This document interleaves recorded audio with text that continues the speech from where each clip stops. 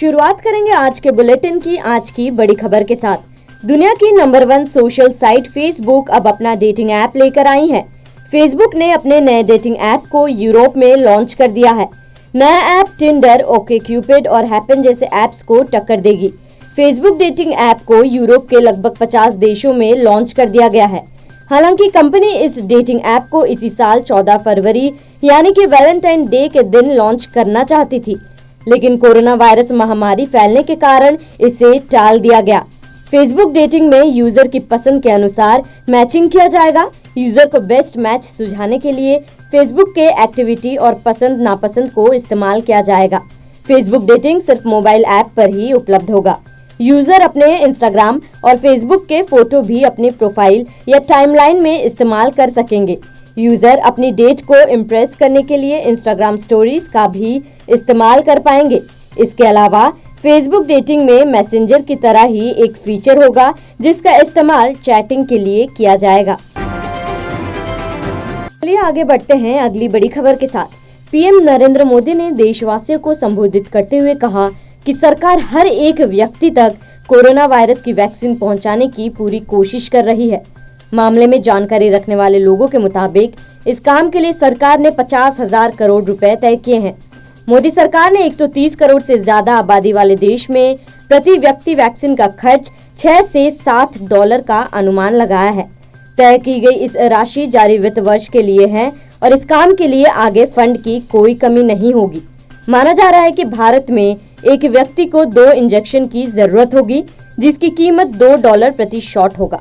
इसके अलावा 2 से 3 डॉलर का खर्च वैक्सीन के स्टोरेज और ट्रांसपोर्ट में आएगा।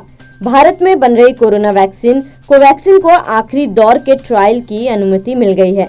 माना जा रहा है कि भारत बायोटेक की एक वैक्सीन के फेज 3 के ट्रायल अगले महीने से शुरू हो सकते हैं और वैक्सीन फरवरी तक तैयार हो सकती है। केंद्रीय गृह मंत्रालय ने विदेशी नागरिकों को भारत आने की छूट दे दी है।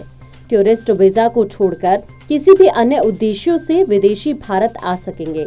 दरअसल मंत्रालय ने कोरोना गाइडलाइंस में संशोधन करते हुए इलेक्ट्रॉनिक पर्यटन और चिकित्सा श्रेणियों को छोड़कर सभी मौजूदा वीजा तत्काल प्रभाव से बहाल करने का फैसला किया है। साथ ही सभी OCI और PIO कार्ड धारकों को भी देश में आने की अनुमति दे दी गई है। वहीं इलाज के लिए भारत आने वाले विदेशी मेडिकल वीजा के लिए आवेदन कर सकते हैं। बता दें कि भारत में विदेशी नागरिकों की एंट्री मार्च में लॉकडाउन की घोषणा के साथ ही बंद कर दी गई थी। दिवाली से पहले केंद्र सरकार करोड़ों लोगों को तोहफा दे सकती है।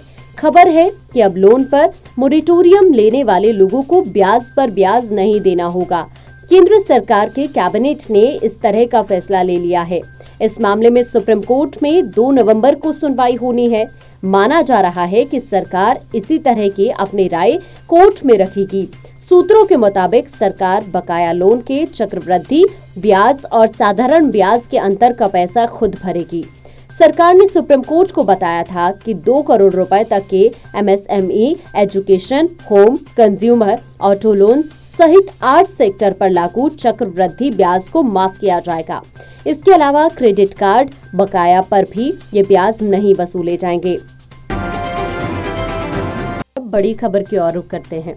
भारतीय रिजर्व बैंक यानी RBI ने कहा कि सभी पेमेंट ऑपरेटर्स को 31 मार्च 2022 तक अंतर संचालित क्विक रिस्पांस QR कोड को अपनाना होगा।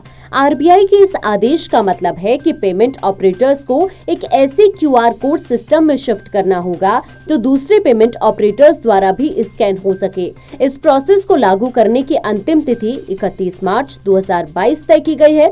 वर्तमान में देश में 3 तरह के QR कोड चलते हैं। ये भारत QR, UPI QR और प्रोपराइटरी QR कोड है। UPI और भारत पहले की तरह ही जारी रहेंगे। केंद्रीय बैंक की तरफ से जारी बयान में कहा गया कि इंटर ऑपरेबल QR कोड्स के बारे में जागरूकता फैलाने के लिए पेमेंट सिस्टम ऑपरेटर्स को पहल करनी होगी। दिल्ली सरकार में उप मुख्यमंत्री मनीष सिसोदिया के अधीन आने वाले वित्त विभाग ने सभी कर्मचारियों को इस बार एक अलग त्योहार पैकेज देने का निर्णय किया है। कोविड महामारी के कारण कर्मचारियों को हो रही कठिनाइयों को ध्यान में रखते हुए खपत खर्च को बढ़ावा देने और कर्मचारियों को प्रोत्साहित करने के उद्देश्य से दिल्ली सरकार ने ब्लॉक 2018 से 2021 के दौरान दिल्ली सरकार के कर्मचारियों को छुट्टी, यात्रा, किराए भत्ते के बदले विशेष नकद पैकेज देने की घोषणा की है। साथ ही दिल्ली सरकार ने अपने कर्मचारियों को त्योहार को देखते हुए विशेष अग्रिम पैकेज देने का फैसला किया है। जो कर्मचारी बिजनेस क्लास से हवाई यात्रा किराए के हकदार हैं, उन्हें 36,000 रुपए दिए जाएंगे।